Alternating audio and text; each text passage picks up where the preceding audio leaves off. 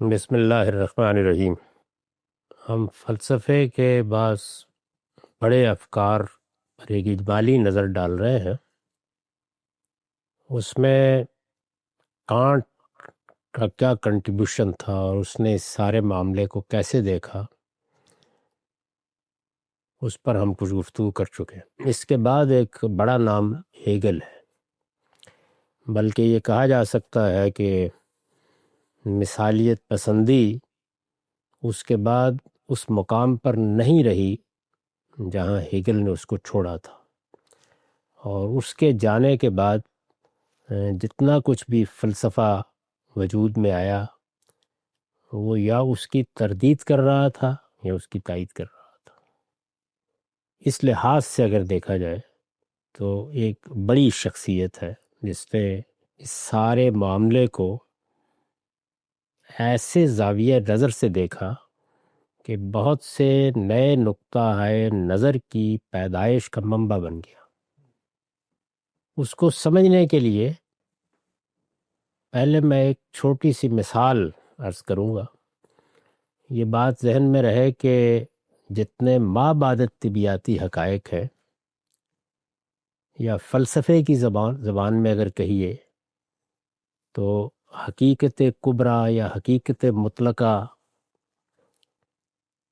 کو بیان کرنے کے لیے جب بھی آپ کوئی مثال دیں گے تو وہ مثال ناقص ہوگی، وہ مثال کامل نہیں ہو سکتی، یہ ممکن ہی نہیں ہے، کیونکہ ہمارے پاس اس ذیل کی کوئی چیز بھی تمثیل کے لیے موجود نہیں ہے۔ تو یہ جو میں مثال عرض کر رہا ہوں، اس کو بس تقریب فہم کے لیے سامنے رکھیے۔ یعنی ایک بات ہے جو سمجھانی ہے تو اس کا ایک تصور قائم کر لیا جائے۔ اللہ تعالیٰ نے بھی یہی طریقہ اختیار کیا ہے متشابہات میں، یعنی جو کچھ جنت میں ہمارے سامنے آئے گا، جو کچھ اللہ تعالیٰ نے اپنی ذات صفات کے حوالے سے بیان کیا ہے، وہ سب تمثیلات ہی کے اسلوب میں ہے۔ تو آپ نے دیکھا ہوگا کہ مکڑی جالا بنتی ہے، اور کبھی آپ دیکھیں کہ مکڑی اور اس کا جالا، یعنی وہ اس کے وجود سے نکلتا ہے، وہ خود بھی اسی کا ایک حصہ ہوتی ہے، اور اس کے بعد گویا ایک اس جالے کو اور مکڑی کو آپ ایک ہی جگہ دیکھیں تو ایک مکڑی کی کائنات وجود میں آ جاتی ہے۔ یعنی اس میں مکڑی کے وجود کو آپ جالے سے اور جالے کے وجود کو مکڑی سے الگ کر کے نہیں دیکھ سکتے، اگرچہ تمثیلات اور بھی بعض لوگوں نے بیان کی ہیں، لیکن یہ جو تمثیل ہے یہ ٹھیک اس چیز کو بیان کر دیتی ہے جہاں سے ہیگل نے اپنے فلسفے کی ابتدا کی تھی۔ یعنی وہ کیا چیز ہے کہ جس سے یہ سارا کا سارا فلسفہ پھر آگے نکلنا شروع ہو جاتا ہے۔ اس میں بنیادی مقدمہ کیا تھا؟ وہ بنیادی مقدمہ یہ تھا کہ آپ کائنات کو اصل حقیقت سے الگ کر کے نہیں دیکھ سکتے، یعنی یہ ممکن ہی نہیں ہے کسی طریقے سے۔ وجود مطلق کسی شے سے علیحدہ کر کے دیکھا جائے، اس کو عقل مانتی نہیں ہے۔ یعنی جو ایبسولوٹ بینگ ہے اس کو آپ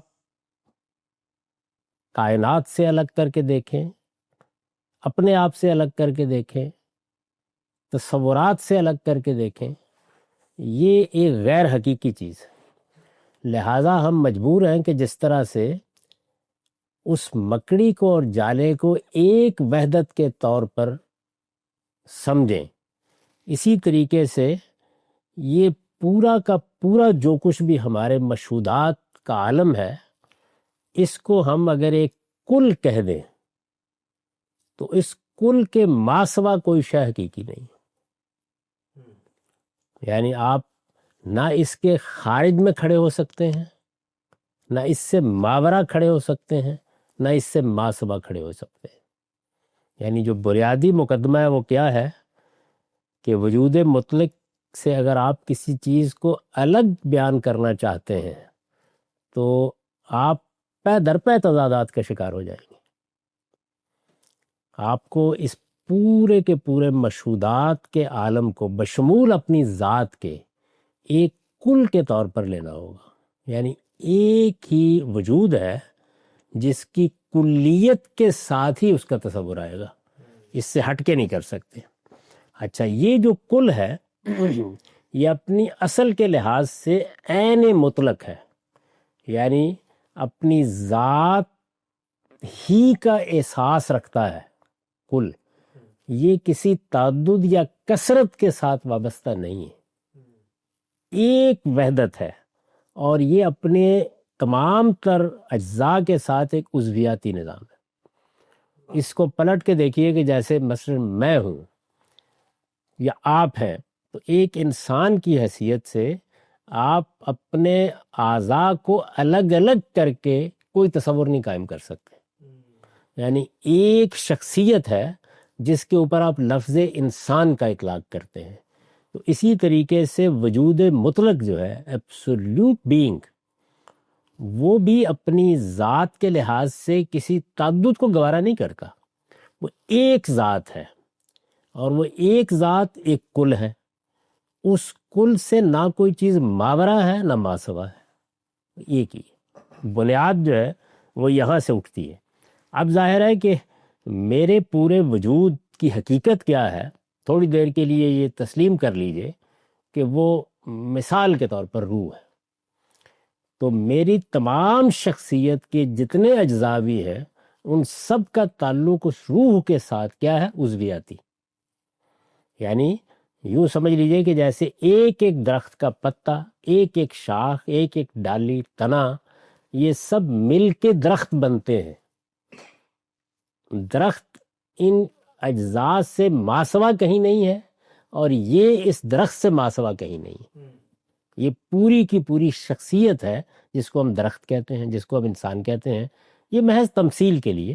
اسی طریقے سے عین مطلق ہے یا وجود مطلق ہے, ایبسولوٹ بینگ ہے, وہ بھی ایک کل ہے جس کل سے ماسوا کوئی چیز نہیں. اور تمام چیزیں جو حقیقی چیزیں سمجھی جاتی ہیں, یعنی جن کی کوئی حقیقت آپ مانیں گے, وہ اس کل کے ساتھ عضویاتی طور پر وہی تعلق رکھتی ہیں جیسے میرے وجود کے ساتھ میرا چہرہ, میری ناک, میری نظر, میرے سمع و بصر کی صلاحیتیں, وہ میرے ساتھ ایک عضویاتی تعلق رکھتی. یہ جو عین مطلق ہے, یعنی یہ جو ایک کل ہے, اور یہ کل اپنے ماسوا میں کوئی چیز نہیں رکھتا. جو کچھ حقیقی ہے وہ اسی کے ساتھ عضویاتی تعلق میں جڑا ہوا ہے. یہ ازلی بھی ہے, ابدی بھی ہے, اور اکمل بھی ہے. اور اکمل بھی ہے, تین ہی چیزیں ہو سکتی ہیں نا. یعنی یہ اکمل بھی ہے, اپنی حقیقت کے لحاظ سے اکمل ہے, لیکن ازلی بھی ہے اور ابدی بھی ہے. یعنی اس سے پہلے بھی کچھ نہیں ہے, اس کے بعد بھی کچھ نہیں, کوئی ارتقا نہیں ہے. هو الاول والآخر. یعنی یہ زمان کے ساتھ وجود میں نہیں آ رہا, ازلی بھی ہے اور ابدی بھی ہے. اچھا, اب جو کچھ بھی آپ کو پھر عالم یا مشہودات میں نظر آتا ہے وہ اصل میں عضویاتی طریقے سے اسی عین مطلق کے ساتھ, اسی کل کے ساتھ اتحاد اور اتفاق پیدا کرتا ہے. یعنی آپ جب اس کو گرفت میں لانا چاہتے ہیں تو آپ مجبور ہیں کہ ایک کل کا تصور کریں جس کے حقیقی اجزاء, اور کوئی چیزیں تو وہم ہے, مغالطہ ہے, جس کے حقیقی اجزاء یا اشیاء جو کچھ بھی ہیں وہ اس کے ساتھ ہی قائم ہے, اس کی بنیادی پر کھڑی. یعنی وہ اصل میں یوں نہیں ہے کہ کوئی ایک, جس طرح کہ اس سے پہلے ہم دیکھتے تھے یا نو افلاطونیت میں ہم دیکھا کہ ایک جوہر ہے جو اپنا ظہور کر رہا ہے یا تعینات کو قبول کر رہا ہے. نہیں, وہ اصل میں ایک کل ہے, نہ کہ ایک جوہر ہے. یعنی یوں نہیں ہے کہ ایک کوئی مخفی ذات ہے, ذات بہد, جو پھر ظہور پذیر ہو رہی ہے. نہیں, وہ اپنے وجود ہی میں ایک کل ہے, اور اس کل کے ساتھ تمام جتنی حقیقی چیزیں ہیں وہ اسی طرح سے جڑی ہوئی ہے. اب ظاہر بات ہے کہ اس کا نتیجہ کیا نکلے گا؟ اس کا نتیجہ یہ نکلے گا کہ آپ نیچر کو اور ذہن کو الگ الگ نہیں مان سکتے. یعنی جو کچھ فطرت ہے اور جو ذہن ہے، ہم کہاں سے شروع ہوئے تھے کہ اصل حقیقت کیا ہے؟ وہ ذہن ہے. تو نیچر اور ذہن پھر ایک ہی چیز ہوں گے. اچھا، اب اس کا پھر کیا نتیجہ ہوگا؟ وہ یہ ہے کہ جو کچھ حقیقی ہے وہ عقلیاتی ہے، جو عقلیاتی ہے وہ حقیقی. اس لیے کہ جب ذہن اور نیچر اپنے وجود کے لحاظ سے ایک ہے، ذہن ہی اصل قرار پا جائے گا. کیونکہ پھر چیزوں کو آپ جیسے ہی امیجن کریں گے تو وہ ایسے نہیں سامنے آئیں گی جیسے کہ آپ کہتے ہیں کہ میری آنکھیں فلاں چیز کو دیکھتی ہیں. نہیں، وہ ایک عقلیاتی کل کے طور پر سامنے آئیں گی.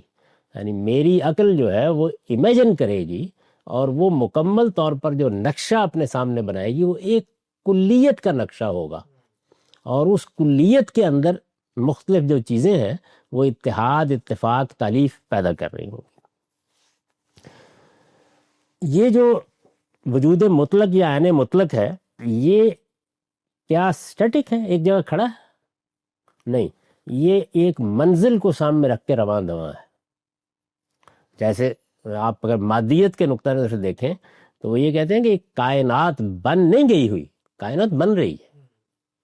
یعنی اس وقت کی جو جدید سائنس ہے وہ اس کو نہیں تسلیم کرتی کہ کائنات بن کے ایک صورت اختیار کر کے بس محدود ہو گئی ہے. ایک کائنات کے بننے کا عمل جاری ہے. تو اسی طرح یہ جو وجود مطلق ہے یا عین مطلق ہے، اس کی بھی ایک منزل ہے، وہ اس کی طرف رواں دواں ہے. اور وہ منزل کیا ہے؟ وہ یہ ہے کہ وہ ایک مخفی خزانہ ہے جو خود شعور ہونا چاہتا ہے. باشعور ہے، ذات ہو، وہ خود شعور ہونا چاہتا ہے، یعنی وہ اپنے شعور کا خود شعور حاصل کرنا چاہتا ہے. اگر آپ غور کریں تو ہمارے ہاں صوفیوں نے بھی اس تعبیر کو ایک اور مذہبی انداز سے بیان کیا ہے. کن تو کنزن مخفین فاحببت ان اورف فخلقت الخلق، بیان کرتے ہیں نا. وہ یہ مطلب نہیں ہے کہ وہی بات ہے، یہ اس سے مختلف بات ہے، لیکن یہ ہے کہ اس کو سمجھنے کے لیے ایک مثال کے طور پر سامنے رکھ سکتے ہیں. اب اس کے بعد یہ سوال پیدا ہوتا ہے پھر کائنات ہے کیا؟ کہتے ہیں کہ کائنات کچھ بھی نہیں ہے، ذہن کا ارتقاء ہے. ذہن میں پھر عرض کر دوں کہ انسان کا ذہن مراد نہیں ہوتا. یعنی کائنات اپنی اصل کے لحاظ سے ذہن ہے، اصل کے لحاظ سے عقل ہے. تو یہ اس کا ارتقاء ہے. اور ارتقاء کیسے ہو رہا ہے؟ ایک تدریجی انکشاف کے طریقے پر. یعنی وہ گریجولی اپنے آپ کو بھی ڈسکور کر رہا ہے اور وہ ہمارے سامنے بھی کھلتا چلا جا رہا ہے. یعنی جو اصل حقیقت ہے وہ چونکہ ذہن ہے اور نیچر اس سے ماورا یا ماسوا کوئی چیز نہیں ہے، بلکہ وہ اسی ذہن کے ساتھ مل کے ایک کلیت بناتی ہے. دوسرے لفظوں میں یہ بات ہی ٹھیک نہیں ہے کہ وہ اس سے کوئی الگ ہے. ذہن ہی وہ ہے اور وہی ذہن ہے، دوسرے لفظوں میں یوں سمجھ لیجیے. تو یہ تدریجی انکشاف کر رہی ہے. تدریجی انکشاف ہو کیسے رہا ہے؟ یعنی آپ ذرا پھر یہ مشکل چیز ہے تھوڑی، اس کو پھر سادہ کر لیں. یعنی حقیقت کیا ہے؟ ذہن. حقیقت کوئی مادی چیز نہیں ہے، وہ ذہن ہے. اور وہ جو ذہن ہے وہی اصل میں ایک مخفی خزانے کے طور پر وجود مطلق ہے. ایبسولوٹ بینگ وہی ہے. ایبسولوٹ بینگ جو ہے وہ اس کائنات سے ماورا یہاں نہیں پڑی ہوئی، بلکہ ایک کلیت میں اس کو دیکھیے. اور اصل میں جو کچھ آپ کو کائنات کی یا نیچر کی صورت میں یا تاریخ کی صورت میں نظر آ رہا ہے، تاریخ بھی ایک عمل ہے نا، کہ آپ ایک واقعات کی دنیا کا انکشاف کرتے چلے جا رہے ہیں. اسی طرح کائنات بھی اسی طرح سے پھیلتی چلی جا رہی ہے. اسی طرح سے شعور، علم، وہ بھی اپنا وجود ایسے ہی تدریجی طریق سے نمایاں کرتے جا رہے ہیں. تو یہ اصل میں نہ تاریخ کچھ کر رہی ہے نہ نیچر کچھ کر رہی ہے، ذہن اپنے بطون کا تدریجی انکشاف کر رہا ہے. یعنی منزل اس کی کیا ہے؟ خود شعوری، جانا اس نے وہاں ہے. تو اس منزل کو سامنے رکھ کے وہ یہ انکشاف کرتا ہے. اچھا، اب یہ کیسے ہوتا ہے؟ یعنی یہ جو تدریجی ارتقاء ہے یہ ہو کیسے رہا ہے؟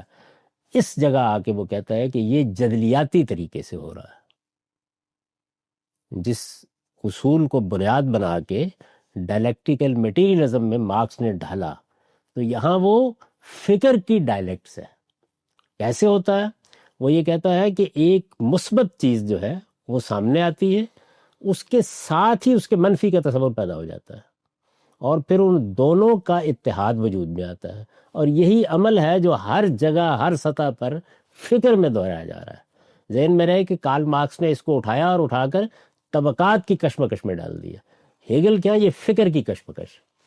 وہ کہتا ہے میرا اپنا فکر، آپ کا فکر بھی اگر آپ تجزیہ کر کے دیکھیں تو یہ چونکہ عکس ہے اسی ذہن کا، تو یہ کیسے کام کرتے ہیں؟ یہ بھی ایسے کام کرتا ہے۔ خود شعوری کی طرف یعنی یہ جو ذہن، میرا ذہن جب کام کر رہا ہے، جو اصل میں اس ذہن کا یا آفاقی ذہن کا سب سے بڑا ظہور ہے، انسان کا ذہن، تو یہ کیسے کام کرتا ہے؟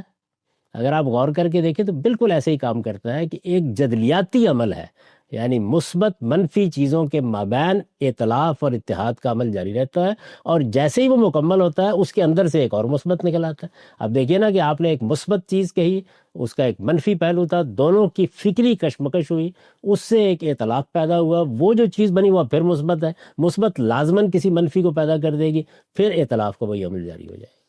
تو ہمارے اپنے فکر کے اندر بھی یہی جدلیات جو ہے یہ کام کر رہی ہے، یہی پورے کے پورے آفاقی ذہن میں بھی کام کر رہی ہے۔ تو جس طرح گویا معلوم کیا ہوا کہ جس طرح ہم فکر کرتے ہیں یہ ارتقا بھی اسی طرح ہوتا ہے۔ چنانچہ اس کا لازمی نتیجہ یہ نکلا کہ کائنات جو کل ہے وہ ایک فکری عمل ہے، اور فکر جیسے ارتقا پذیر رہتا ہے ایک جگہ رکتا نہیں ہے نا، یہ تو ہم خود دیکھ رہے ہیں اپنی تاریخ میں، تو یہ بھی ایسے ہی ہے، جیسے فکر کا ارتقا ہو رہا ہے اسی طریقے سے یہ جاری ہے۔ لیکن جب کہا اکمل ہے تو پھر ارتقاء اور اکمل تو دو متضاد۔ یہ تو اصل میں اسی کی خود شعوری ہے نا، اچھا، یعنی وہ اسی کا پوٹینشل ہے یہ ظہور سامنے۔ اکمل ہے لیکن اب وہ جو عین مطلق ہے، یعنی کہنا وہ یہ چاہتا ہے کہ وہ ازل میں مخفی طور پر موجود تھا، اس کے بعد صورت پذیری کا عمل کیا اس نے۔ یہ جس کو آپ کل کہہ رہے ہیں وہ کچھ بھی نہیں، صورت پذیری ہے۔ آپ اس کو خدا کہنا چاہتے ہیں، وہ یہ پوچھتا ہے کہ آپ خدا کہنا چاہتے ہیں تو آپ کہہ لیں، تو پھر خدا ہوگا کیا؟ ایک زندہ محرک عقل، اور کچھ بھی نہیں۔ یعنی اس سارے تجزیے کو اگر مان لیجئے تو ایک زندہ اور ایک محرک عقل، یعنی وہ حی بھی ہے، عقل ہے اپنی حقیقت کے لحاظ سے، وہ حی بھی ہے، اور وہ تحریک بھی دے رہی ہے اس فکری عمل کو، ارتقائی عمل کو تحریک بھی دے رہی ہے، اور وہ اس سارے عالم میں آ کے باشعور کہاں ہوئی ہے؟ خود میں نے اپنے ذہن میں۔ تو اس لیے اس کی منزل بھی اصل میں ہی ہوں۔ یہ جو میرا ذہن ہے یہی اصل میں خود شعوری کے کسی منتہائے کمال کو پائے گا، تو یہ گویا آخری ظہور ہوگا۔ اب نتیجہ کیا نکلا کہ اپنی بلند ترین صورت میں اگر یعنی موضوع معروض سے اوپر اٹھا کے مطلق ذہن تک آپ جائیں تو کہیں گے نا کہ ایک زاویے سے یہی ذہن اصل میں کائنات کا خالق ہے۔ اچھا، آپ اگر یہ کہیں گے کہ اس کے پیچھے ایک روح یا ایک غیر مرئی حقیقت کار فرما ہے تو وہ اس کی اولین صورت پذیری ہی ہوگی نا، وہ کوئی الگ چیز تو ہو نہیں سکتی۔ یعنی جب کل یہی ہے تو اس کل کے مدارج میں بھی وہی ہوگا، اس سے اس کو مختلف نہیں کر سکتے۔ اب جب یہ صورتحال یہ ہے تو اس کا ایک لازمی نتیجہ یہ نکلے گا کہ اگر یہ فکر کے طریقے کے اوپر جدلیات میں اپنا ظہور کر رہا ہے تو اپنی شخصیت کے تینوں پہلوؤں سے کرے گا، یعنی اس کل کی ایک شخصیت بنے گی جو ہم مشاہدے میں لاتے ہیں، تینوں پہلوؤں سے کرے گا۔ وجدانی لحاظ سے کرے گا تو آرٹ وجود میں آ جائے گا، تخیلاتی لحاظ سے کرے گا تو مذہب وجود میں آ جائے گا، عقلی لحاظ سے کرے گا تو فلسفہ وجود میں آ جائے گا۔ ساتھ ہی لڑ تو یہ بھی گویا سارا کا سارا ایسے ہی کام کر رہا ہے۔ یہ جو ساری بات ہے اس کا یہ ابھی تک تو یہ ایک ما بعد طبیعتی فلسفے کی صورت میں ہے، لیکن اب ذرا اس کا اطلاق دیکھیے ہیگل کیسے کرتا ہے۔ وہ یہ کہتا ہے کہ یہ جو وجود مطلق ہے یا یہ جو ذہن مطلق ہے یا یہ جو جس کو وہ کہتا ہے کہ آفاقی یا عقلیاتی ایک وجود ہے جو اس کل کا خالق ہے جس کو آپ کہتے ہیں، کل کا خالق بئی مانا کہ یہ کل حقیقت میں وہی ہے، تو نیچر، تاریخ سب ایک ہی ہونے چاہیے۔ تو اب قوموں کا جو انتخاب کر رہا ہے یہ اسٹیج پر لانے کے لیے، منزل اس کی خود شعوری ہے، تو یہ انتخاب بھی تو اصل میں اسی اصول پر کرے گا۔ قومیں جو اسٹیج پر آ رہی ہیں تو وہ بھی ارتقائی عمل سے منتخب ہوں گی، کیونکہ جب خود اس کے اندر ارتقا جاری ہے، جب خود اس کا تدریجی انکشاف ہو رہا ہے، جب یہ خود ایک منزل کی طرف رواں ہے، تو ہر اگلا قدم ارتقائی ہونا چاہیے نا۔ یعنی جب یہ اپنے وجود کا ظہور کرے گا تو ارتقائی عمل ہونا چاہیے۔ تو ارتقائی عمل میں یہ خود بخود معلوم ہو گیا کہ جب مثال کے طور پر ساسانیوں کا انتخاب کر لیا یا رومیوں کا انتخاب کر لیا اسٹیج پر لانے کے لیے، تو لازمی نتیجہ یہ کہ وہی بہتر ہے، کیونکہ ارتقائی عمل جو ہے وہ اگر فکر کے لحاظ سے ماضی کے مقابلے میں حال کو بہتر کر رہا ہے، ارتقا ہے نا۔ یعنی ایک لحاظ سے دیکھیں تو اکمل کا لفظ استعمال کرتا ہے، دوسرے لحاظ سے دیکھیں تو سارا کا سارا خدا کا، اگر خدا کا نام دے لیں، ہم اسے دے لیتے ہیں نا، کیونکہ یہ در حقیقت وہ مذہب والا خدا نہیں ہے، تو وہ بھی ناقص ہوتا ہے، یعنی چونکہ اس نے ظہور کرنا ہے، ارتقاء میں پیدا ہونا ہے، تو ارتقاء کی ہر منزل دوسروں سے بہتر ہے، دوسروں سے بہتر ہے، تو جس قوم کا انتخاب کیا جائے گا وہ بھی بہتر ہوگی۔ اس وقت اس کا انتخاب ہوا تھا جرمنوں کا، اس کی اپنی قوم نا۔ اچھا، جب قوم کا انتخاب اس ذہن کا انتخاب ہے، یا انتخاب بھی نہ کہیں، قوم کے انتخاب میں اس ذہن کا تدریجی ظہور ہے، ارتقائی ظہور ہے، تو یہ حق اس قوم کو خود بخود حاصل ہو گیا کہ وہ باقیوں کی سرکشی کی سرکوبی کر دے، اس لیے کہ یہ تو اس کو حق حاصل ہو جائے گا نا، وہ تو شعور کے اس منزل کو پہنچ چکی ہے، تو اس کو حق حاصل ہو گیا کہ وہ سرکوبی کر دے اس کی آگے بڑھ کے۔ اچھا، اب جب یہ بات طے ہو گئی تو اس کا مطلب یہ ہے کہ جو اس کا ظہور تھا وہ کس میں ہوا ہے؟ جماعت میں ہوا ہے، تو فرد کوئی حیثیت نہیں رکھتا، وہ کچھ بھی نہیں ہے، وہ ایک کل کا عضویاتی اظہار ہے اور کچھ نہیں ہے۔ اصل چیز کیا ہے؟ اصل چیز جماعت ہے، تو اس لیے فرد محض اس کے ایک کل پرزے کے طور پر کام کرے گا۔ ترتیب یہی ہوگی کہ چونکہ اجتماعی ظہور تاریخ کے نقشے میں اسی طرح ہوتا ہے، تو اس وجہ سے افراد کو اس خدائی انتخاب کی خدمت کرنی ہے۔ اب آپ دیکھ سکتے ہیں نا کہ فلسفیانہ بنیاد کیا تھی ہٹلر کی، یعنی وہ ظاہر ہے کہ ایک جو لیڈر ہے وہ اس فلسفیانہ سطح پر چیزوں کو نہیں لیتا، لیکن جب ایک فلسفہ پس منظر میں آ جاتا ہے تو پھر وہ اس کو عوامی نیریٹو بنا دیتا ہے۔ جیسے ہمارے ہاں ایک پس منظر تخلیق ہوا ہندوستان میں، کمیونسٹ پارٹی وجود میں آئی، بہت سی اس طرح کی چیزیں، ترقی پسند تحریک اٹھی، یہ ساری کی ساری جو تھی وہ جس سیاسی نیریٹو میں تجسیم اختیار کر گئی وہ بھٹو صاحب تھے۔ تو وہاں پر اس نیریٹو نے، اس فلسفیانہ نیریٹو نے تجسیم اختیار کی ہٹلر کی صورت میں، اور یہ وہاں ختم نہیں ہوتا معاملہ، بلکہ اس کے نزدیک تو ایسے ہی ہونا ہے۔ جب ایسے ہی ہونا ہے تو اصل میں ذہن انسانی اپنی اجتماعی فارم میں وہ ظہور اختیار کرے گا جو خود شعوری کا آخری کمال ہے۔ یہ منزل ہے جس کی طرف ہم چلے جا رہے ہیں۔ تو آپ دیکھیے کہ وہ سادہ بحث جو تھی کہ اصل ذہن ہے، اس کو ہیگل نے کہاں تک پہنچا دیا، اس جگہ لے آئی۔ یہ جی کائنات کا ارتقاء، کائنات میں جو ارتقاء کا عمل ہو رہا ہے، اور یہ اگر انسان کے ذہنی ارتقاء کے مماثل ہو، اور جہاں پہ یہ تضادات اور مفاہمت کا عمل بیک وقت جاری ہے، یہ بیک وقت کیسے جاری رہ سکتا ہے؟ سمجھ میں نہیں آیا سوال۔ کائنات میں نہ انسان کوئی الگ چیز ہے نہ کائنات کوئی الگ چیز ہے، سارا ارتقاء تو ذہن مطلق میں ہو رہا ہے۔ وہ جو ارتقاء ہو رہا ہے اس میں جو جغلیاتی طریقے پر فرمایا نا کہ یعنی تضادات اور مفاہمت کا عمل بیک وقت ہو رہا ہے، یعنی مثبت اور منفی افکار وجود میں آتے ہیں، ان کے درمیان ایک تصادم ہوتا ہے، جیسے مثلا سادگی سے سمجھ لیجئے سرمایہ داری اور سوشلزم، تو اب اس کے فلسفے کی روح سے لازماً ان کا سنتھیسس وجود میں آنا چاہیے۔ ایک تھیسس ہوگا، ایک اینٹی تھیسس ہوگا، سنتھسس لازمی نتیجہ ہے، وجود میں آنا چاہیے. یعنی مثبت چیز جو ہے وہ آگے بڑھ جائے گی. نہیں، اس وہ جو جدلیاتی طریقہ ہے. مثبت چیز کیا تھی؟ ایک زاویے سے دیکھیں تو کمیونزم، دوسرے زاویے سے دیکھیں تو سرمایہ داری. آپ مثبت مان لیں سرمایہ داری کو، منفی کیا ہے؟ کمیونزم ہے. جو چیز وجود میں آئے گی وہ آپ اگر سادگی سے سمجھنا چاہیں تو وہ اس وقت یورپ کے اندر کی ویلفیئر اسٹیٹ وجود میں آ جائے گی.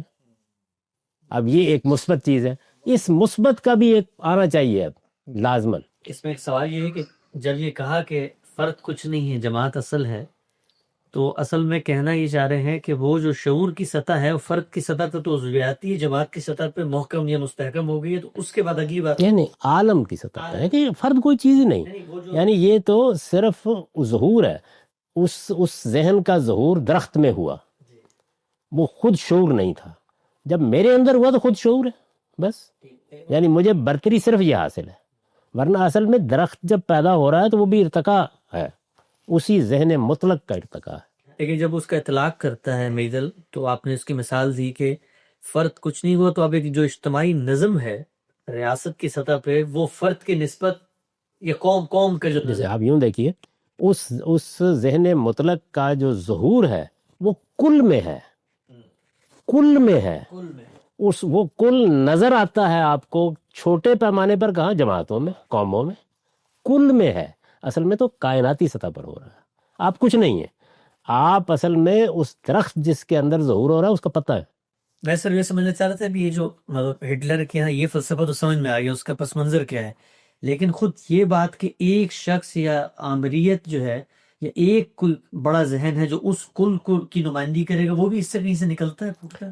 نہیں دیکھیے نا، ظہور تو جماعت میں ہوگا نا، اس کا نمائندگی تو ہمیشہ افراد ہی کرتے ہیں.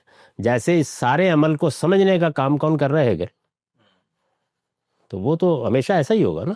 یعنی انسان ہی ہے کہ جو خود شعور ہے، اس وجہ سے انہی میں فکر کی اعلیٰ سطح رکھنے والے ذہن اس کا ادراک کر پائیں گے کہ ہو کیا رہا ہے. یعنی اصل میں جس چیز کو ہم عالم کہتے ہیں، دنیا کہتے ہیں، یہ کائنات کہتے ہیں، جو الفاظ بھی استعمال، وہ ہے کیا؟ وہ وجود مطلق کا ارتقائی اظہار ہے، اور یہ ارتقاء کس فارمولے پر ہو رہا ہے؟ وہ جدلیات کا فارمولہ ہے. جب اقبال کہتے ہیں کہ فرد قائم ربط ملت سے ہے تنہا کچھ نہیں، موج ہے دریا میں اور بیرون دریا کچھ نہیں، تو یہ کیا وہ ہیگل کی فلسفی کوئی کر رہے ہیں، یا وہ اس کو ایک طرح سے اس کی اسلامائزیشن کر کے خلافت؟ اقبال کا تو طریقہ یہی ہے نا، وہ اصل میں بے شمار افکار خیالات ہیں جو ان کے زمانے میں تھے، ان سے پہلے بھی تھے. تو خود ہی بھی آپ جانتے ہیں کہ فشتے کے ہاں ایک باقاعدہ فلسفیانہ اساسات پر ایک نقطہ نظر بن چکی ہوئی تھی، بلکہ یہ اصطلاح بھی اسی کی ایجاد کی ہوئی ہے. وہ ان سب چیزوں کو اصل میں اپنے مشرقی اور اپنے اسلامی پس منظر میں لے آتے ہیں، اور ان کا بھی کمال یہی. جی، تو وہاں انہوں نے یہ کانٹ اور ڈیکارٹ سے پھر کس طرح مختلف ہوا؟ افلاطون سے بھی کوئی مختلف نہیں ہوا. بات وہی ہے کہ اصل ذہن ہے، اور ذہن ہے اصل میں جس کا ظہور ہو رہا ہے، ہو چکا ہے، ہو رہا ہے، مطلق ہے. یہ عالم تعینات ہیں، یعنی یہ ایک ہی بات ہے. اس بات کو سمجھنا، بیان کرنا، اس کے اندر اترنا، یہ کام ہے جو سب فلسفی کر رہے ہیں. اصل میں کوئی کسی سے مختلف ہے ہی نہیں. مختلف صرف اس وقت تھے جب ہم مادیت پسندی کے مقابل میں مثالیت پسندی میں آئے تھے. یعنی یہ مثالیت پسند ایک ہی بات کہہ رہے ہیں، ایک ہی بات سے مطلب اپنی اصل کے لحاظ سے، لیکن اس کی پریزنٹیشن تبدیل ہوتی چلی جا رہی ہے، اس کے اعماق واضح ہوتے جا رہے ہیں، اس کو وہ کھولتے چلے جاتے ہیں. اور پھر ظاہر ہے کہ جب یہ کہتے ہیں کہ اصل ذہن ہے تو اس کا ریلیشن بیان کریں گے نا کیسے ہے، تو ہیگل اس کو ایسے بیان کرتا ہے. سب کے سب مثالیت ہم بیان کر چکے ہیں یہ سب باتیں. دیکارت کے جو دوسرے پہلو تھے کہ وہ ایک مادیت پسندوں میں بھی جگہ رکھتا ہے، یہ بھی ہم بیان کر چکے ہیں. اس کا ایک آئیڈیلزم کے اندر کیا مقام ہے، اس کا میٹیریلزم کے اندر کیا مقام ہے، اور یہ چیز جو ہے یہ بعض فلسفیوں کے ہاں مشترک ہو جاتی ہے. کانٹ کی ساری بحث یہ تھی کہ اس وجود مطلق، اس حقیقت مطلقہ کے ادراک کا ہمارے پاس ذریعہ کیا ہے. تو اس نے اصل میں ساری بحث علم کی کہ میرا اس سے جو ریلیشن پیدا ہوتا ہے وہ استدلالی عقل سے نہیں ہوتا. یہ تھا کانٹ کا کنٹریبیوشن. باقی یہ کہ وہ اصل کے لحاظ سے اسی چیز کا اس بات کر رہا ہے، وہی روح، وہی بقائے روح، وہی آپ اس کو خدا کہہ لیں، آپ اس کو عقل اول کہہ لیں، جو نام بھی دے لیں، لیکن فلسفیوں کے ہاں وہ کائنات سے ماورا کوئی شخصیت نہیں ہے، جیسے صوفیوں کے نہیں. اس لیے ہی میں نے ہمیشہ یہ توجہ دلائی ہے کہ تصوف اصل میں فلسفیانہ وحدت الوجود ہی کا مذہبی اظہار ہے. اس کو آپ خالص مذہبی جامہ پہنا دیں تو وہ تصوف بن جائے گا. یہ منزل کے حوالے سے جو آپ نے وضاحت کی تھی کہ وہ اپنی عقل کل جو ہے وہ ایک منزل کی طرف رواں دواں ہے، اور وہ منزل یہ ہے کہ وہ خود اپنا شعور حاصل کرنا چاہتی ہے، یہ سمجھ نہیں آئی. جی ہاں، یعنی ظاہر بات ہے کہ میں جب پیدا ہوتا ہوں تو اصل میں میری اگر آپ تگو دو دیکھیں اس کو ایک لفظ میں ادا کریں اور آپ اپنا جائزہ لیں تو آپ کیا کر رہے ہیں؟ خود شعوری. آپ کی یہی منزل ہے. ہر انسان کی یعنی وہ یہ کہے گا وہ جہان کبیر ہے، جہان صغیر میں سمجھو اس کو. ہر چیز میں وہ مثال آپ ہی کے عمل کی دے گا. انسان کی حیثیت سے آپ کیا کرتے ہیں؟ آپ بھی ایسے ہی اپنا تدریجی انکشاف کرتے ہیں. آپ کے ہاں بھی اسی طرح فکر میں جدلیات برپا ہوتی ہے. آپ بھی اسی طرح کا تھیسز، اینٹی تھیسز اور سنتھیسز پیدا کرتے چلے جاتے ہیں. تو یہ کیا ہے اصل میں؟ نہیں، آپ کچھ نہیں ہے، الگ کوئی چیز نہیں ہے. یہ اصل میں ایک چھوٹے پیمانے کے اوپر اسی عقلیاتی وجود کا یا ذہن مطلق کا اظہار ہے. آپ اس کو اپنے ہاں سمجھ لیں، یہ سمجھیں یہی کچھ عالم میں بھی ہو رہا ہے. اس لحاظ سے دیکھیں تو ہیگل کو کیا یہ کہا جا سکتا ہے کہ وہ مضبوط آدمی ہے کہ جس نے مذہب کے جو مقدمات تھے ان کو پہلے مثالیت پسند کہیں نہ کہیں ایڈجسٹ کرتے تھے، اس کو سرے سے اکھاڑ دینے میں ایک موضوعی چیز بن رہی ہے. قوم کے شعوری تعامل سے پیدا ہوا، اگلی قوم نے اس کو نہیں، وہ تو تعامل پیدا ہونا ہی نہیں اس نے. یہ تو اس کا ظہور ہے، وہ تو پیدا ہے، ازلی ہے، ابدی ہے. پیدا کیسے ہوگا وہ؟ یعنی اس کے شیون کا ارتقا ہو رہا ہے. پیدا تو وہ تو ازلی ہے، پیدا کہاں سے ہو جائے گا؟ سوال وہی ہے کہ ہم اصل میں ماورائے عالم ایک شخصی خدا کے قائل ہیں. مذہب کے ماننے والے سب لوگ، فلسفی ہو گیا، اس کا کوئی تصور نہیں. ہیگل کی جو عقل مطلق ہے، جس کو آپ قاعدہ خدا کہنا چاہیں تو کہہ لیں، وہ عالم الغیب نہیں ہے. وہ فیوچر پہ اس کی نظر نہیں ہوتی اس کے لیے، کیونکہ وہ تو ابھی ارتقاء کے مناظر سے گزر. جی ہاں، اسی لیے اس پر یہ اعتراض کیا جاتا ہے کہ تمہارا خدا کا تصور ناقص ہو گیا ہے. اگرچہ تم نے ابتدا یہاں سے کی تھی کہ وہ ازلی ہے، ابدی ہے، اکمل ہے، لیکن جو تم نے جب اس کو ارتقاء کے عمل میں ڈال دیا تو ابدی تو اور اس کی منزل خود شعوری قرار دے دی تو وہ ناقص بھی ہو گیا.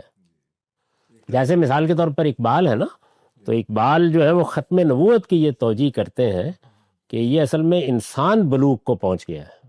یہ اسی ارتقائی تصور کا ظہور ہے. یعنی انسان کو اس سہارے کی اب ضرورت نہیں رہی جو وحی کے ذریعے سے اسے دیا جاتا تھا، تو اس وجہ سے نبوت ختم کر دی. تو یہ بھی ارتقائی تصور ہے. ہیگل کے ہاں یہی ارتقاء ہے جس نے پھر آگے جا کر، اگر آپ آگے مزید جانا چاہیں گے تو ایک پورے مدرسہ فکر کی بنیاد رکھی جو ہے ہی ارتقائیت پر مبنی. یعنی اصل جدال مادیت پسندی میں اور مثالیت پسندی میں ہیگل کے بعد ہی برپا ہوا ہے. اصل جدال پہلے بڑی ٹھنڈی جنگ جاری تھی. تو یہ کہنا ویسے کہ جو سب سے زیادہ ایوالوڈ لوگ ہوتے ہیں ان کا انتخاب ہو جاتا ہے، وہ ایک طرح سے ٹھیک نہیں. مطلب جو ایوالو ہوگا وہ آٹومیٹکلی ٹاپ پہ آ جائے گا دنیا میں. مطلب وہ کوئی انتخاب کوئی ایسا نہیں ہے کہ وہ انتخاب تو ذہن مطلق کر رہا ہے. اچھا، ہاں، وہ اصل میں وہ کر رہا ہے. آپ تو دیکھ ہی سکتے ہیں. آپ اصل میں جس وقت ساسانیوں کو دیکھتے ہیں تو آپ کہتے ہیں ساسانی سلطنت قائم ہو گئی، یہ رومن امپائر قائم ہو گیا. کہتا ہے یہ اصل میں ذہن مطلق کا اجتماعی ارتقائی اظہار ہو گیا. تو اس لیے جن کو تم دیکھ رہے ہو اس وقت یہی ہے کہ جو اس کا انتخاب ہے دنیا پر حکومت کرنے کے لیے. تو اگر یہ واقعہ ذہن مطلق کے ارتقائی عمل سے ہوا ہے تو میری کوئی حیثیت نہیں ہے. پھر مجھے اس فیصلے کو اسی طرح قبول کرنا ہے جس طرح میں اپنے وجود میں آنے کے فیصلے کو قبول کر رہا ہوں. تو مطلب کے پیچھے بھی کوئی محرک ہے. ذہن مطلق ازلی ہے، ابدی ہے. مقدمات جو پہلے ہیں ان کو لے کے چلا کریں نا.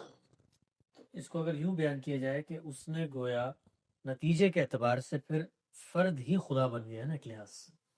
نہیں، فرد تو کوئی الگ چیز ہی نہیں.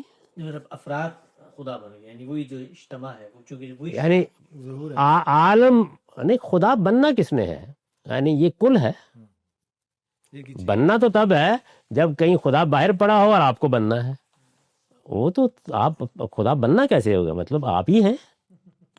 تو یہ تو ظہور کو اپریشیٹ کرایا جا رہا ہے. یعنی ہم اپنا جو ہمارے جو مذہبی لوگوں کے خدا کا ایک تصور ہے وہ یہ وہ شخصی ہے. شخصی ہے. ہاں، وہ شخصی ہے. اسی لیے جس وقت عام طور پر اعتراض کیا جاتا ہے نا صوفیوں کے اوپر، تو وہ کہتے ہیں کہ ہم حلول اور اتحاد کو کفر سمجھتے ہیں. حلول اور اتحاد کا مطلب یہ ہے کہ شخص سے خدا کو الگ مانا جائے اور کائنات کو الگ مانا جائے، اور پھر یہ مانا جائے کہ شخص سے خدا کائنات میں سرایت کر گئے. تو وہ کہتے ہیں کہ اس کو تو ہم کفر کہتے ہیں، اس کا تو کوئی سوال ہی نہیں ہے. ہم تو یہ کہہ رہے ہیں کہ جو بینگ ہے یا وجود ہے ہی ایک، وہ واجب الوجود ہے. یہ اصل میں اس کا ظہور ہے، یا یوں سمجھ لیجئے کہ اسی ذہن کی تجسیم ہو گئی. اگر فلسفیوں کی تعبیر لی جائے، ان کے یہاں کیا ہے، ذات بات نے تعینات قبول کر لی ہیں. تو اس لیے وہ الگ تو کوئی چیز کا تصور ہے ہی نہیں. آپ جب کہتے ہیں کہ یہ تم لوگ کیا کہہ رہے ہو، تو وہ کہتے ہیں کہ ہم تو توحید کے اصل نمبردار ہم ہیں، اس لیے کہ تم لوگ ہو کہ جو دوئی کے قائل ہو. تو باطل دوئی پسند ہے، حق لا شریک ہے. شرکت میانے. سر یہ ابھی تک جو ہے اب یہ میری خیال میں تو ارسطو اور دیکارٹ جو ہے یہی لگتے ہیں کہ یہ صوفی نہیں تھے، باقی تو زیادہ تر صوفی ہی فلسفی چل رہے ہیں. ہاں نہیں، وہ دیکارت کے بھی دونوں پہلو ہیں، اور ارسطو بھی چونکہ دونوں عالموں کا الگ الگ قائل ہے، تو اس وجہ سے بنیادیں اس کے ہاں بھی رہیں گی. باقی یہ کہ صوفی ہونے کے لیے ضروری ہے کہ آپ اس کو مذہبی تعبیرات کا جامہ پہنائیں فلسفے کو. تو جیسے ہی آپ پہنائیں گے تو صوفی ہو جائیں گے. پھر ایک اور چیز اس میں داخل کرنی پڑے گی آپ کو لازماً، جو فلسفی نہیں داخل کرتا، بلکہ دو چیزیں داخل کرنی پڑیں گی.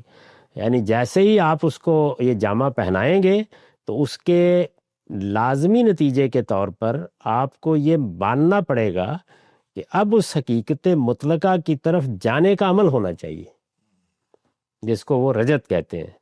اور اسی کے لازمی نتیجے کے طور پر مادے کے بارے میں آپ کو یہ تصور قائم کرنا پڑے گا کہ یہ پھر ایک جال ہے جس سے نکلنا ہے. وہ صوفی تو اس کے بعد پھر رہبانیت اور زہد اور یہ ساری تعبیریں وجود میں آ جائیں. آپ یہ دیکھیے نا کہ جس کو آپ زہد کہتے ہیں وہ اس تصوف میں کتنی بڑی چیز ہے. پورا قرآن اس لفظ سے ہی خالی ہے، بلکہ جس جگہ یہ لفظ ایک ہی جگہ استعمال کیا ہے وہاں دیکھیے کس معنی میں استعمال کیا ہے، کہ وہ لوگ جنہوں نے یوسف کو بیچا ان کو کوئی بہت رغبت نہیں تھی یوسف کے معاملے میں، وہاں زاہدین کا لفظ استعمال ہوا. قرآن میں یہ ایک لفظ ہے بس، کچھ بھی نہیں، نہ کوئی دینی اصطلاح ہے، کوئی چیز نہیں، عربی زبان کا ایک لفظ بے رغبتی کے معنی میں. جیسے ہی آپ کو لگتا ہے کہ ویسے اب آپ قرآن کو ڈسکس بیچ میں کر رہے ہیں تو میں بھی تھوڑے سے لبرٹی لے لیتا ہوں اس کو ڈسکس کرنے کی. آپ کو لگتا ہے کہ ڈیکارٹ جو تھا یہ سب سے زیادہ اس کا جو ڈوالزم تھا وہ یہ قرآن کی جو کریشن کی ڈسکرپشن ہے اس سے زیادہ ملتا ہے؟ میں اب آپ لوگوں سے یہی پوچھنے والا ہوں کہ اگر آگے کی بھول بھلیاں میں کوئی جانا وہ کوئی اس میں قابل ذکر آدمی نہیں، زیادہ کہہ سکتے ہیں کہ نتشے کی کچھ صورتحال ایسی ہے کہ جو، لیکن کچھ بھی نہیں سوائے اس کے کہ جس طرح ایک آدمی جنجلاہٹ میں مجذوب فرنگی کہا ہے نا اقبال نے، اس کو ٹھیک کہا ہے. تو ان کو اگر آپ لوگوں نے پڑھنا ہے، ورنہ پھر میرا خیال تھا کہ میں اس پوری فلسفیانہ روایت پر اگلی نشست سے اس کے مقابل میں قرآن کا نقطہ نظر بیان کریں اور اس سے نکل جائیں، پھر کوئی اور چیز پڑھیں. یعنی ایک اجمالی نظر ہی مقصود تھی. کچھ جو معاصر فلسفہ ہے، سر مارکس کا ذکر کر رہا ہوں. آپ لوگ بتا دیجئے، اگر مثلاً تجربیت جو ہے امپریسزم ہے، اسی طرح سے لاجیکل پازیٹیوزم ہے، اسی طرح ایگزسٹنشلزم ہے، ایسے ہی یہ ڈائلیکٹیکل میٹیریلزم ہے. تو یہ ہیگل کے بعد کے ہیں سارے کے سارے. اگر ان کے اوپر بھی ایک نظر ڈالنی ہے تو ڈال لیتے ہیں، اگر نہیں ڈالنی تو بس فارغ.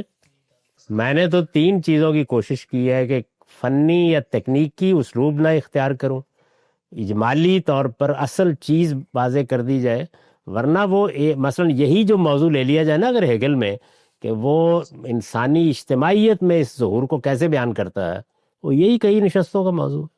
کوئی بھی غلط نہیں پیچھے والی کا. اچھا 2 میں سے ایک کا انتخاب کر لیں. ایک تو یہ چیز ہے کہ پورے مدرسہ فکر کو مثلا امپیریسزم پورے کو ڈسکس کیا جائے، لاجیکل پازیٹیزم پورے کو ڈسکس کیا جائے، اسی طرح ڈائلیکٹیکل میٹیریلزم کو پورے کو ڈسکس کیا جائے. ایک یہ کہ صرف چند بڑے بڑے لوگوں کو ڈسکس کر لیا لوگوں سے اصل میں فکر زیادہ یعنی جو آپ کا طریقہ پیچھے سے رہا ہے. کہ مثلا یہ ہے کہ ہیگل سے جن لوگوں نے احتجاج ہی کیا بلکہ اس کے بالکل برعکس کھڑے ہوئے، جیسے ولیم جیمز ہے، جیسے فیورباخ ہے، جیسے کرکیگارڈ ہے، تو ان میں سے کسی ایک کا مطالعہ کر لیں، نیٹشے کو دیکھ لیں، سارتر کو دیکھ لیں. لیکن حقیقت یہ ہے کہ جو فلسفہ حقیقی معنی میں وہ ختم ہو جاتا ہے اس کے بعد، یعنی باقی سب احتجاجی تحریکیں ہیں. خصوصی درخواست ہے سر، یہ ایگزسٹنشلزم کی جو ہے نا سر، فینامنلزم اور ایگزسٹنشلزم کی سر، اس کے بارے میں آپ کی توجہ ضرور کار ہوگی سر. نہیں اس کو آپ پورا چاہتے ہیں کہ پورے کے اوپر نظر ڈالی جائے سارے بڑے لوگوں کا.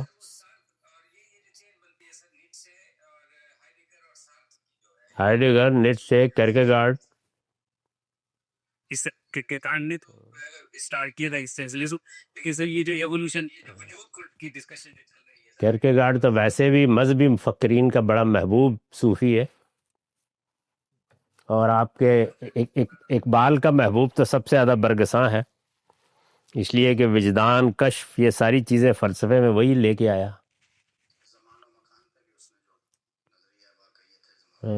تو یہ سب چیزیں جو ہے مطلب آپ جیسے آپ نے 4-5 نام لینے ایگزسٹنشلزم ہو گیا یا ڈائلیکٹرزم ہو گیا یا مارکسزم، اس پہ اگر گفتگو ہوگی تو اس پہ یہ ہوگا کہ پڑے پڑی جو فلسفی ہے ان کا بھی ذکر آ جائے گا. میں سمجھا ابھی کہہ رہے ہیں جو 4-5 نام آپ نے لیے اتنی اور بھی شامل کر کے وہ سب اس درجے کا یہ جو آپ لوگ جن کو آپ سن چکے اصل میں بڑے فلسفی یہی تھے سب کے سب.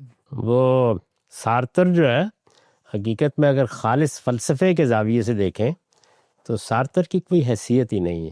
اس کے جتنے اثرات ہیں وہ اصل میں ادب پر ہیں بنیادی طور پر، یعنی بینگ اینڈ نتھنگنیس بھی جو اس کا سارا وہ عدم اور اس کا فلسفہ ہے، وہ بھی اصل میں فلسفے کے لحاظ سے اپنے اندر بڑی کنٹرڈکشن رکھتا ہے. یہ ہیگل تو دیکھیں نا ایک پورا مربوط نظام بنا کے رکھ دیا اس نے. اصل میں سچی بات یہ ہے کہ میرا اپنا جو فلسفیانہ ذہن ہے نا وہ ہیگل کے بعد جیسے یعنی میر غالب اقبال کے بعد اب کیا پڑھنا ہے. دیکھیے ایک ہوتے ہیں آپ کانٹ کو بھی لوگ کہتے ہیں کہ بنیادی طور پر متکلمانہ انداز اس نے اختیار کر لیا، یعنی برٹن رسل نے تو بہت ہی ماتم کیا ہے، یہ کہہ کے کیا ہے کہ بڑا نقصان پہنچا کانٹ کے طرز عمل سے فلسفیانہ ذہن کو. اسی طرح برگساں کے اوپر بھی اسی طرح کا تبصرہ ہے. یہ جو فلسفی ہوتے ہیں ان میں سے بعض فلسفیوں کے بارے میں ویسی دلچسپ حکایت ہے جیسے ہمارے صوفیوں کے تذکرۃ الاولیاء.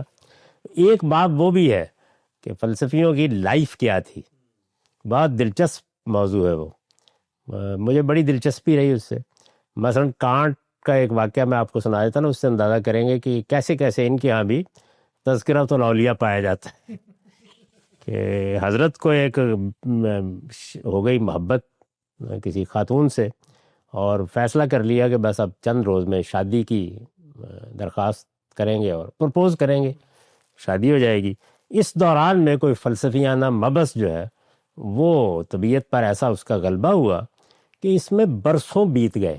تو ایک دن گھر سے نکلے جیسے سیر کرنے کے لیے نکلتے تھے تو وہ خاتون جو سامنے آئی جس کے بال بھی سفید ہو چکے تھے، تو اس نے کہا خاتون افسوس میں آپ سے شادی نہیں کر سکتا.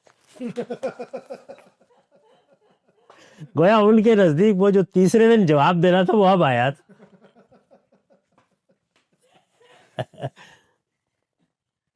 سر لیکن فلسفے کو آپ سر ایک تو کریڈٹ دیں سر کہ یہ سیلف ٹاک کی لینگویج ہے، مطلب اپنے آپ سے جو ڈسکشن ہوتی ہے اس کے اندر جو ٹاپکس اٹھائے جاتے ہیں انسان خود کے ساتھ جو اٹھاتا ہے وہ فلسفے کا ہی نہیں میں تو بڑا میں قدردان ہوں بہت، یعنی میں تو چونکہ میرا سارا پس منظر ہی فلسفے اور ادب کا تھا تو میں بہت قدردان ہوں، یعنی اگر پیغمبروں کی ہدایت موجود نہ ہو تو پھر یہی لوگ ہیں جو اصل میں رہنمائی کر رہے ہیں۔ اور یہ نہ ہوتا تو ہم آج یہاں نہ ہوتے، کیونکہ اس نتیجے میں جو سائنس پیدا ہوئی ہے یہ کریٹیکل انالیسس ہے نا، جس سے جی سائنس پیدا ہوئی۔ یہی بات ہے، وہ پھر ہیگل آ جائے گا کہ اس منفی کو مقابلے میں رکھیں گے تو سمجھ میں آئے گا۔